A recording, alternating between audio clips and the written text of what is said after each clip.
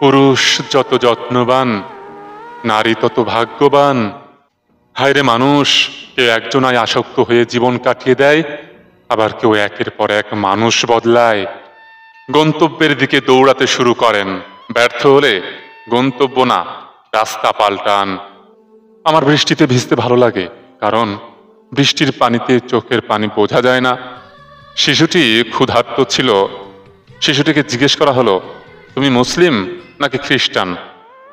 শিশুটির উত্তর ছিল, আমি ক্ষুধার্ত। সম্পর্ক বাঁচানোর জন্য অনেক জায়গায় ছোট হয়েছি, ভুল না থাকা সত্ত্বেও ক্ষমা চেয়েছি, তবু আমার গল্পে আমি হেরেছি। অতি প্রিয় মানুষ কুয়াশার মতো, দেখা যায় কিন্তু ছোঁয়া যায় না। মধ্যবিত্ত জীবনযাপন এখন আর দেখাই যায় না, সবাই যেন বড়লোক, অথচ ভেতরে দেখুন ফাঁপা। খালি কলসি বাজে বেশি অবস্থা, শো অফ 16 আনা চাই। স্ট্যাটাসই আজকাল সব। ও দেখাচ্ছে, আমিও দেখাবো, একটা বড় গাড়ি নেব, হাই রাইজ ফ্ল্যাটে থাকবো, সেগুলোর ছবি ফেসবুকে দেব। এই তো চলছে। শিক্ষকের হাত থেকে যেদিন থেকে কেড়ে নেওয়া হলো শাসনের বেদ, সেদিন থেকে তৈরি হলো উন্মুক্ত বেয়াদব তৈরির ক্ষেত।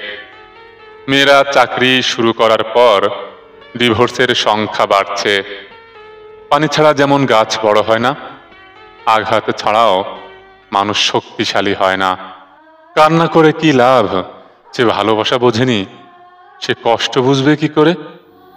কেউ থাকতে না চাইলে তাকে শুধু সম্পর্কের দোহাই দিয়ে বেশি দিন আটকে রাখা যায় না। থেকে যাওয়ার থেকে ছেড়ে যাওয়ার গল্প যেন বেশি। নিজের কষ্টের কথা কাউকে বলার চাইতে একাকিত্বের সাথে নিজেকে মানিয়ে নেওয়াটা অনেক ভালো। এক আজব প্রেম ছিল আমার, তোমাকে পাওয়ার জন্য আমি কেঁদেছি, আর তোমাকে হারানোর পরে আমি কাঁদছি।